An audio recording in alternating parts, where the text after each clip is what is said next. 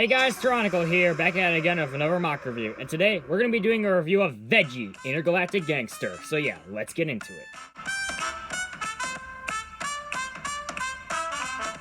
So just really quickly, if you hear bird chirping noises in the background, I'm sorry, my bird is currently having a field day because it is very sunny out. So anyway, Veggi is definitely one of my more interesting mocks.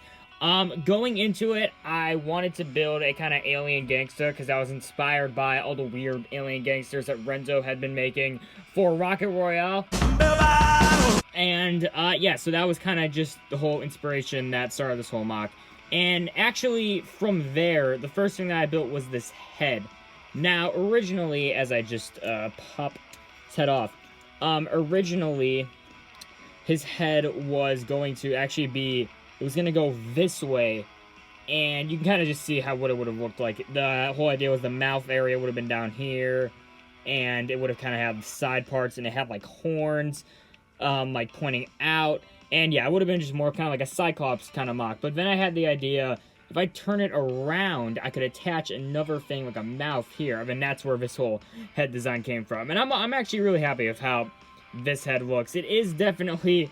From the bottom, it definitely doesn't look the best because, unfortunately, LEGO's only made this 3-axle connector in dark brown, I do believe.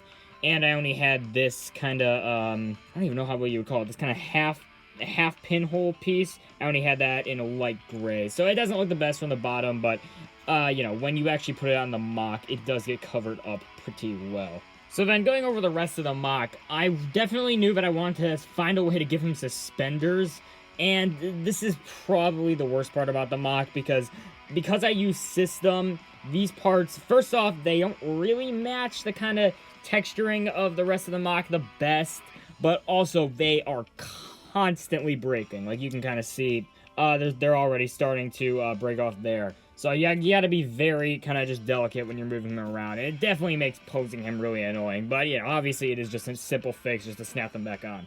Another thing with this mock is I would have kind of wanted to actually give him some more color. Originally, the suspenders were going to be red, but I didn't really think that looked very good, so I swapped them to just be dark gray because I had a lot of the hinge pieces in that color, and I would have preferred to have a bit more color in there than just black and gray. But I'm still happy with how kind of consistent the color scheme actually is. So as we turn him around, you can see I also gave him this tail, which I just thought would have been a kind of fun addition. I don't even know. He's not really based off any specific sort of animal. I guess I was kind of thinking of the Spider-Man villain Jackal. But, you know, I was just sort of trying to build a weird alien. There wasn't really any kind of animal inspiration like there usually is for a lot of my alien mocks. So talking about his gun as I pop it off, I was inspired by, I think it was... I forget who it was, but someone made a, like, Halle Mari revamp, and they made kind of like a built-up Cordic blaster, which I thought looked really cool, so I kind of wanted to build something like that, like a handheld, sort of Cordic blaster. I don't even know what you would call this. Hand cannon, I guess? But yeah, no, I'm overall super happy with how the gun came out. I like all the greebling I was able to add at the end, and I like how, using the actual Cordic rounds outside of a Cordic blaster, I think it looks really good. So yeah, I am overall very happy with how this gun turned out. And just a few more things. Another kind of annoying thing about him is he doesn't really have elbow articulation, and that's solely because, specifically on this arm, that's solely because I wanted to use these, Ben 10 pieces. And in order to have the hand joint down there, I had to sacrifice the elbow articulation, as opposed to over here, where he still has the elbow articulation. I guess as an alternative, I could have probably just swapped this around and made it so the hand couldn't really move, but I would have preferred to be able to angle the hand in different ways. So yeah, that was a sacrifice that I had to make. Also, size comparison. And that pretty much sums up Veggi here. Overall, there is a few things I would like to change with him, mainly just texturing, but overall, I am pretty happy with how he turned out, especially in that head. I'm really proud of how that head turned out.